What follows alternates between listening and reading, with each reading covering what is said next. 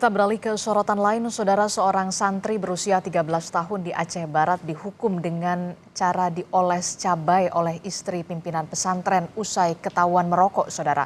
Tidak kuat perih akibat olesan cabai, korban pun melarikan diri dari pesantren dan pulang ke rumahnya.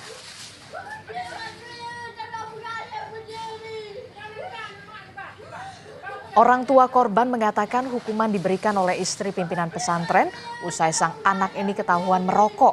Menurut keterangan korban, sebelum diolesi cabai, korban ini mengaku telah dihukum dengan dicukur rambut dan juga dicubit.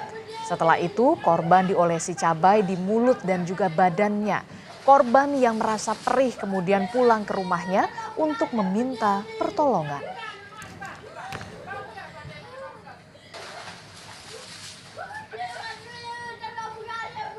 Akibat merokok, kemudian dicukur rambut, habis dicukur rambut dicubit di pipi kanan dan pipi kiri, kemudian ada sebuah kata bahwa ancaman lah. Habis itu dioleskanlah cabai tadi di mulutnya sebanyak 2 kali sambil ditekan sehingga gigi dia itu copot.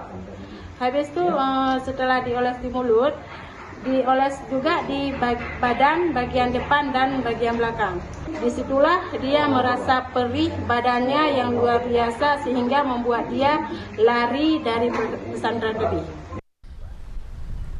Atas hukuman olesan cabai yang diterima anaknya dari istri pimpinan pesantren, orang tua korban lantas melaporkan kejadian ini ke polisi. Polisi pun langsung menindaklanjuti laporan dengan memintai keterangan korban dan para saksi, termasuk adalah istri pimpinan pesantren yang diduga mengolesi cabai ke korban. Sudah menerima laporan dari orang tua korban. Selanjutnya kita langsung melakukan pemeriksaan secara intensif kepada korban, kemudian saksi-saksi juga. Hari ini kita sudah melakukan juga pemeriksaan atau mengamankan yang kita duga pelaku penyiraman air cabai ini kepada salah satu santri.